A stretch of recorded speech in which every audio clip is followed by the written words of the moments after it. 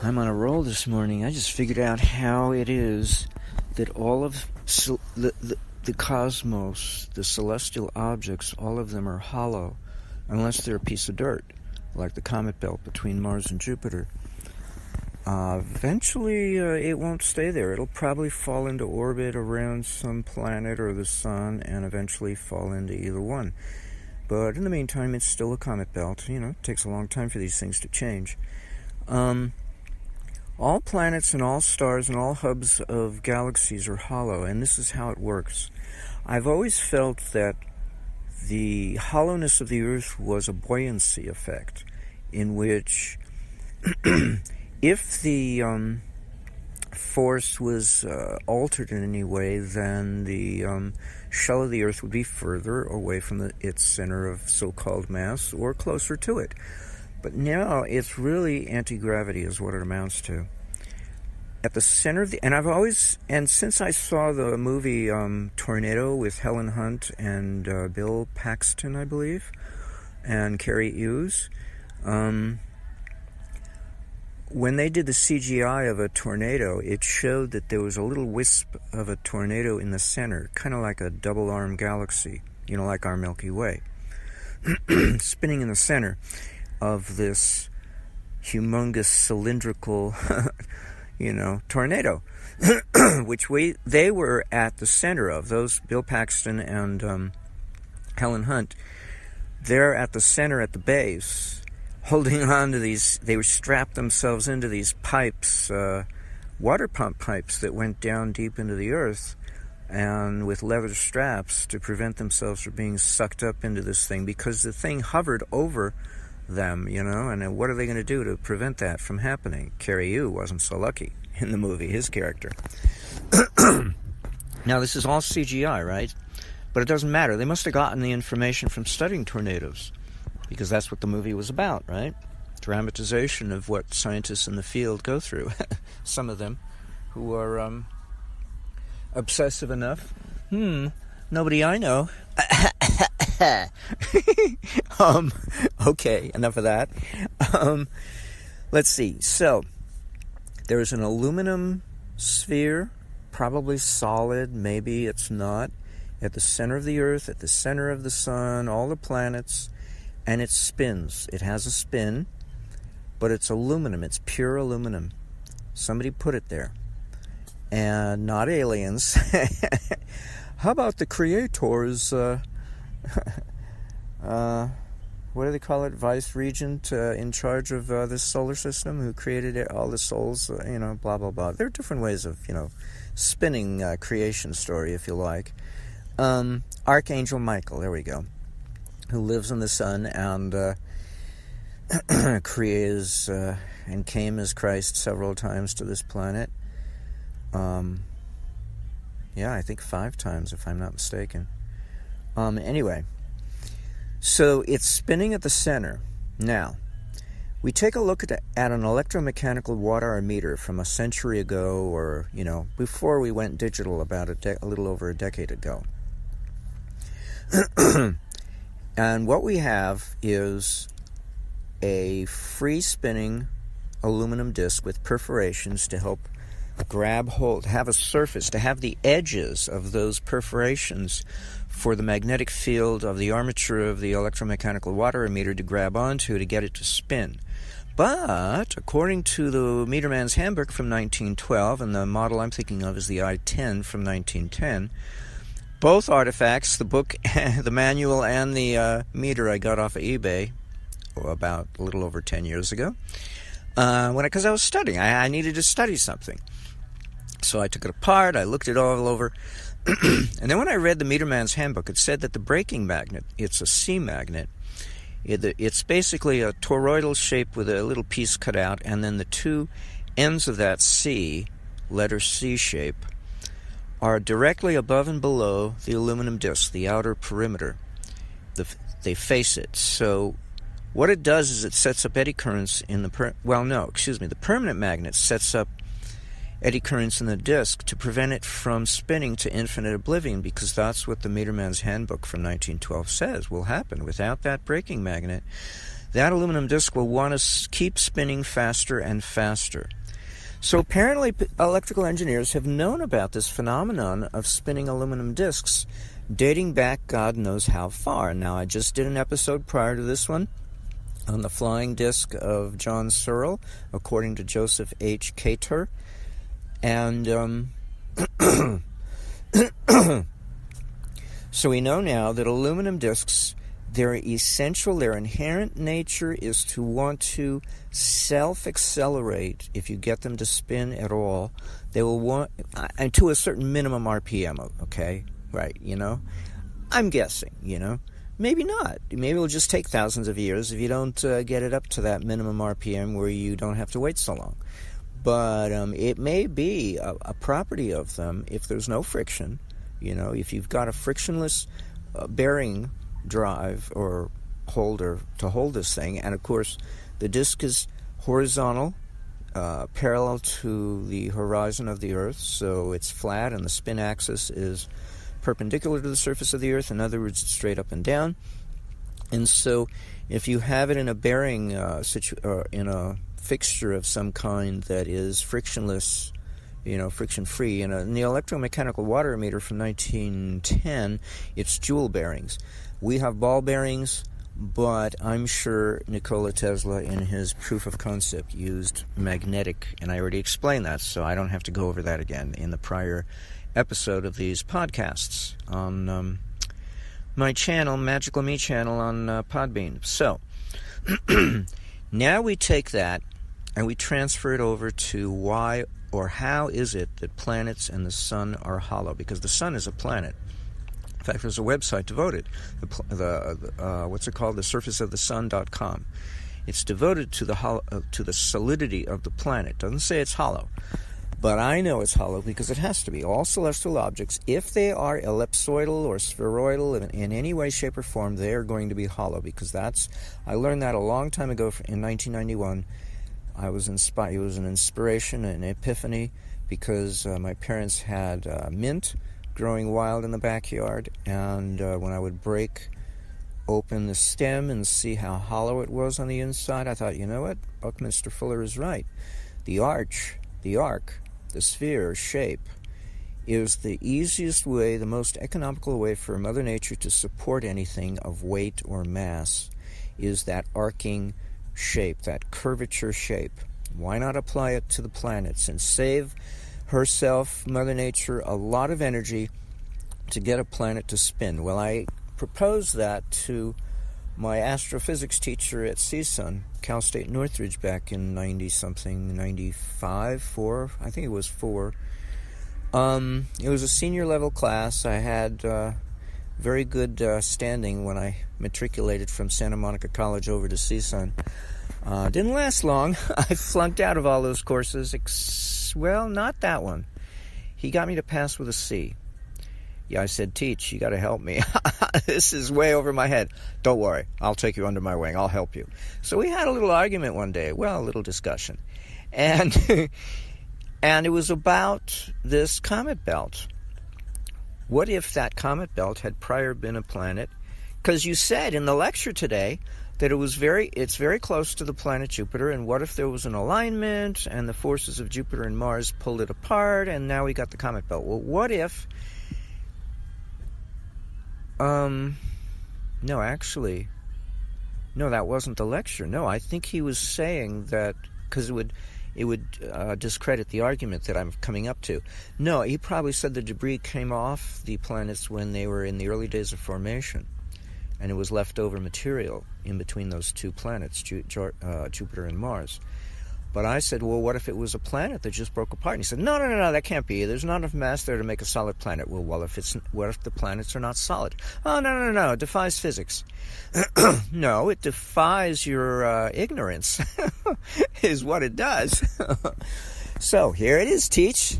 I can't remember your name, so I can't email this to you if you're still alive. So we've got an aluminum ball or sphere. Could be hollow, could be solid. At the center of all these hollow celestial objects that are either ellipsoidal or spheroidal, because there is one moon of Jupiter that is not. It literally looks like a rock. It's in the shape of a rock, and I bet you it's a solid rock. But all the other moons of Jupiter, as far as I can recall, are spheroidal or spherical or ellipsoidal. I think spherical. And so they're hollow.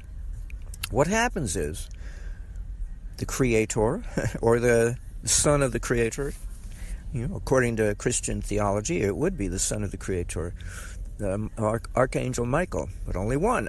There are a lot of different angels, and they're all sons of the creator.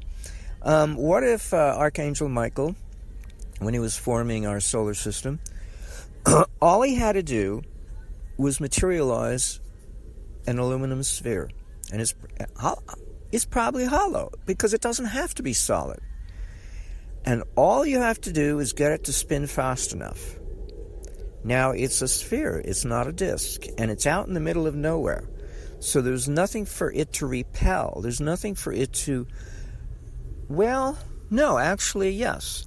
It will find its position in space in a balanced point between whatever nearby celestial objects there are that are of any consequence, stars, So our solar system got to be positioned within a position in space in which it's equidistant in terms of masses, not in terms of distance, but in terms of proportionality of masses that surrounds it and the kind of gravitational forces they emit. It's equidistant in that sense, proportionally equidistant. It found its position, and lo and behold, not only does it start to attract any free cosmic debris that's out there, but when the cosmic debris comes to it, it goes into orbit. It doesn't fall into the sphere. It cannot, because the aluminum is repelling it. Okay? So the Earth will never fall into the orbit of the Sun. Debris, satellites, will fall into the Earth because they're at the wrong altitude. They're not at ground level, or at ocean level, let's say.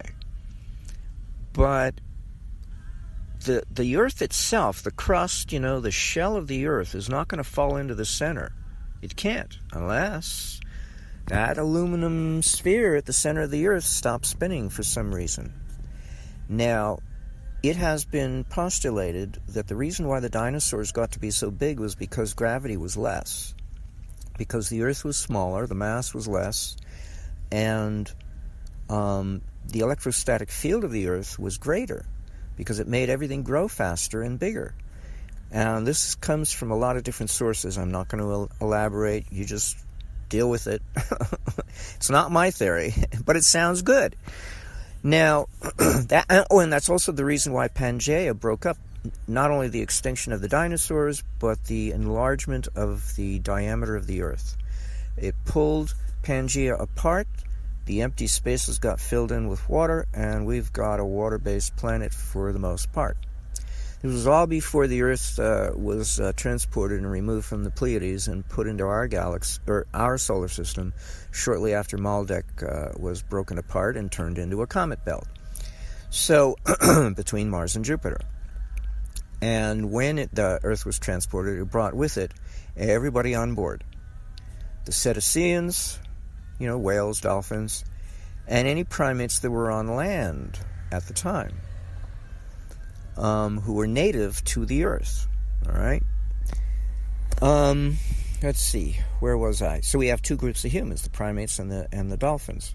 Anyway. I don't want to get into Maldek and blah, blah, blah. That's a whole other story because that's... Okay, whatever. We just want to focus on the aluminum. Okay. So this aluminum disk is spinning, and it prevents the debris that has formed the shell of the Earth from going any closer due to its spin rate. But it also can't go any further away because probably the charge, there's probably an electrostatic charge on this sphere, and it's attracting all that debris. It's a very weak charge in terms of how quickly it attracts debris from the cosmos, but for the most part, we've cleaned out our section of the cosmos of debris, and so we don't get that much debris falling into the Earth anymore. I saw two comets a few days ago, one morning after another, 2 mornings in a row, and the first one was more brilliant. but it was a shorter streak, and I saw a piece break off, and then it quickly disappeared, the main piece as well as the piece that broke off. And then the next morning, it was a very tinier streak, and it had a longer streak across the sky before it went out. And I thought that was pretty cool, you know? 2 very nice good luck omens, 2 mornings in a row, several days ago, about a week ago, less than a week. Anyway, so that's how the Earth is able to maintain its hollowness, because it can't fall into the center any further because of the spin rate of this sphere. But because the sphere is charged, is the reason why the debris here is forming the shell of the Earth in the first place. It came here attracted by that electrostatic charge in the first place. So the Earth does function, the gravitational force does function on the basis of an electrostatic charge, but not the gravitational force, the anti-gravitational force, the levitational force. And that's the reason why the Searle disk moves away from the so-called center of mass of the Earth when it spins fast enough, because it's the spin rate that does it. Now, because it's gyroscopic, it doesn't flip over and do the reversal and crash into the Earth once they get it to spin at all and create these very strong forces. It would have to be an electrostatic charge is the reason why, because that's the only thing that matters. And wait, let me think. Yeah, that's it. When a UFO craft it is running around, it creates this bubble of inertial neutrality around itself. So any debris, cosmic debris, cannot, it just gets skirted off to one side and probably ends up behind the craft if the craft is moving through space, where picking up where it left off in its trajectory. So it does this little wee-woo, this little spin, half spherical arc spin to get out of the way of the UFO, basically. But maybe it's thrown off course. That's right. It's kind of like the way when we send satellites around the sun to give them a boost so that they can leave our solar system with an extra boost to use the gravitational force of the sun. Yeah, that's probably... when we sent lunar missions to the moon, we did the same thing. We had them orbit around. We shot them around not exactly. No, it's around the sun. Yeah, Voyager 10 or whatever it was, 8, 9, I don't know. Voyager 6 or 7, sending it out of our solar system. The slingshot approach, whatever it's called. So we can't fall in any closer, and we can't leave. We have to stay at this position because the surface of the Earth is getting in our way, or else we'd fall, closer to the Earth, to the so-called center of mass of the Earth. But if there was a hole, deep enough, we'd go to a point, and then we'd go too far, right? And then momentum, we'd keep going, we'd slow down, and then we'd turn around and come back, and eventually we'd settle. After slingshotting up and down like a pendulum, up and down, up and down, up and down, we'd finally settle at a point that's the center of the crust of the Earth. And that's where we would be, if we could be there. There's probably a lot of magma there, but be that as it may, a lot of radioactivity from uranium causing that magma to appear. But be that as it may, we won't be at the center, the so-called center of mass. We'll be at the center of buoyancy, is where we will be at. Because we can't go any closer because of the electrostatic charge of the Earth will repel us, and we can't go any further away because the electrostatic charge of that sphere at the so-called center of mass of the Earth will attract us. So either way, we have to find that center area, and that's where we will be, and that's where the shell of the Earth is hovering above and below, and compressing itself in the course of doing so, creating pressure and heat in the interior of the shell.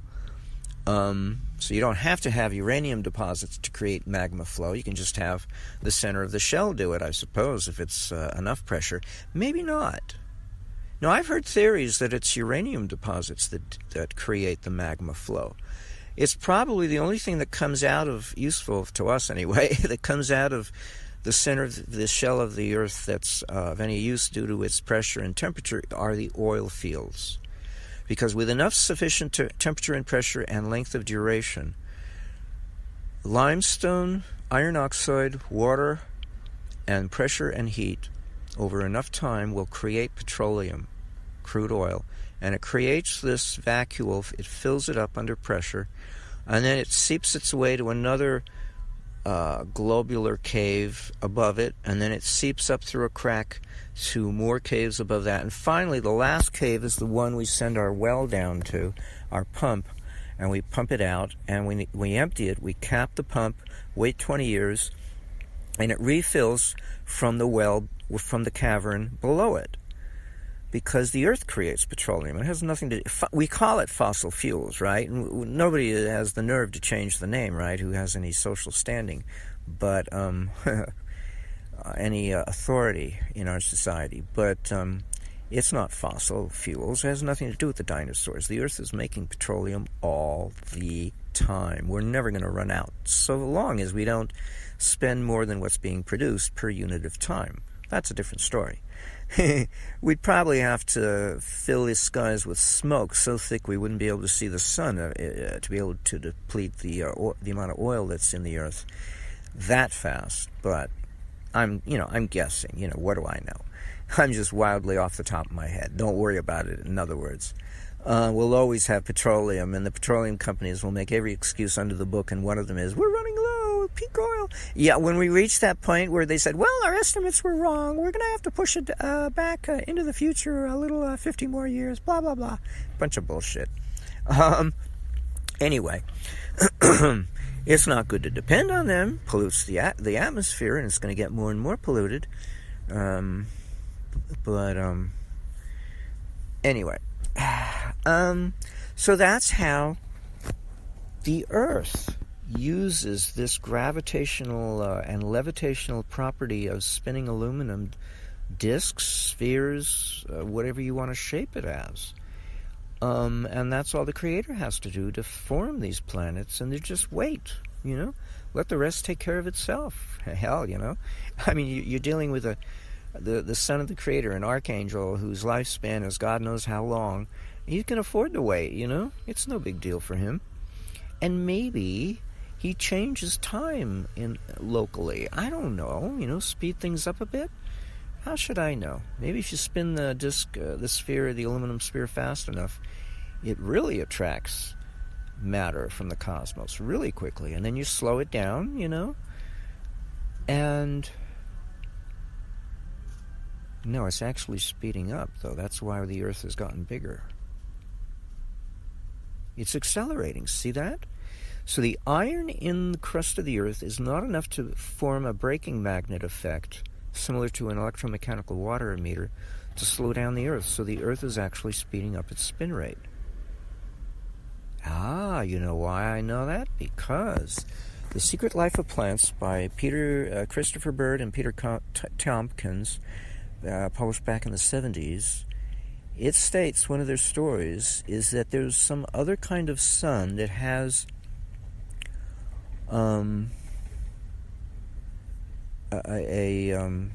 that we spin around, that's a 25-hour cycle. They know this because they've put sunflower plants deep in underground mines, deep underground, and they sprout them. And the name for sunflower in Spanish is girasol. It literally means in English to turn to face the sun. Gira, to turn, sol, to face the sun. Well, the leaves of wheatgrass plants do that too. So a lot of plants do that. That's probably how you get the twirl in pineapple or all the other grass plants, monocot plants, the date palm and whatnot, because they're turning as they grow to face the sun. Well, sunflower does it, and it's not a monocot, it's a dicot, so that's pretty awesome. Anyway,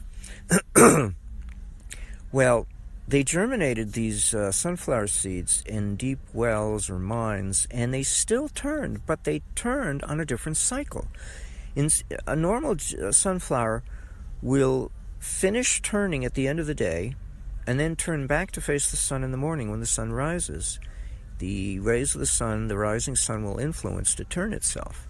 A little sprout. We're talking about a little sprout here, not a big fully grown plant. When the little sprout is very easily influenced by something like the solar influence.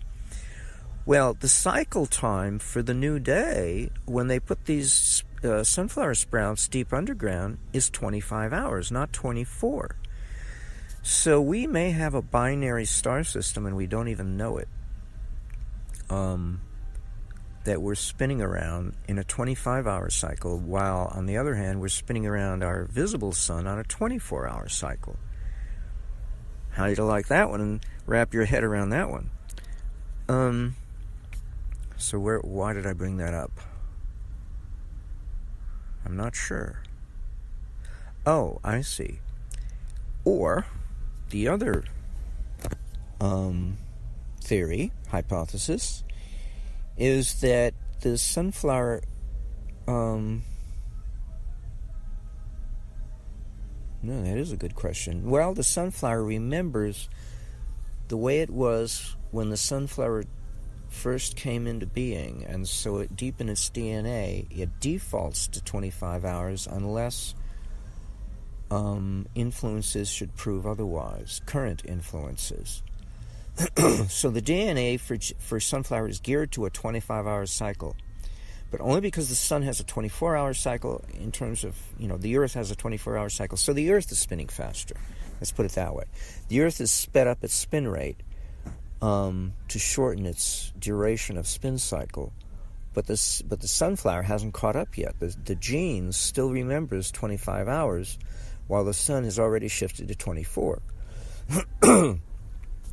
So that means the Earth would expand in size and gain so-called mass, and so the dinosaurs wouldn't be able to grow so big anymore. They'd become extinct, especially if the Earth increased its spin suddenly.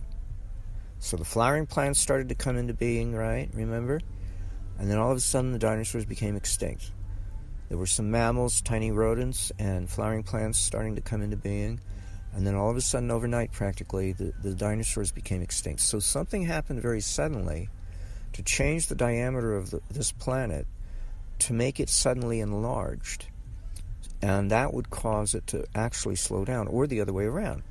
The spin rate slowed down suddenly, and it increased suddenly, and automatically it enlarged very suddenly. Spin that story any way you like. Ha-ha. Pun intended. So this is a very interesting topic. We leapfrog from one to the next, all because that darn 369 mystery has now been solved, and now we know a practical usage to put it to, and a practical cosmology to explain, or a hypothetical cosmology to explain, in view of that 369 so-called theory. Not bad, huh? Get a lot of mileage out of that.